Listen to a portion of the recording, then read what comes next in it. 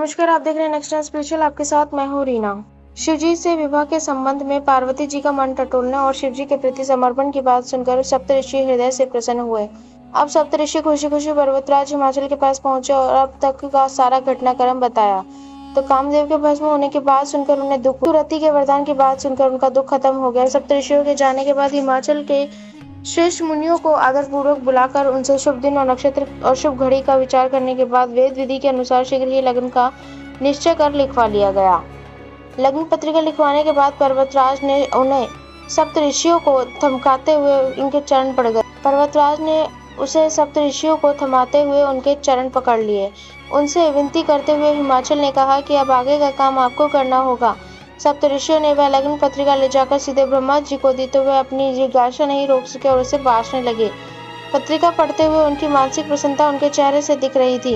ब्रह्मा जी द्वारा लग्न पत्रिका पढ़कर सबको सुनाने के साथ ही देवताओं का पूरा समाज हर्षित हो गया और आकाश से फूलों की वर्षा होने लगी।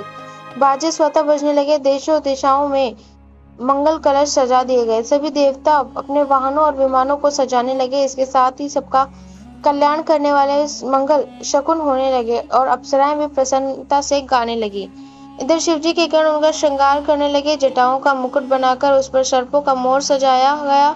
शिवजी ने सांपों को कुंडल बनने तथा शरीर की विभूति लगाई और वस्त्रों के नाम पर बागंबर को लपेट लिया। शिवजी को विशाल मस्तक पर चंद्रमा, सिर पर गंगा जी, 3 नेत्र और सांपों का जनेऊ, गले में विष और छाती पर नर मुंडों की माला थी। एक हाथ में त्रिशूल तो दूसरे हाथ में डमरू था।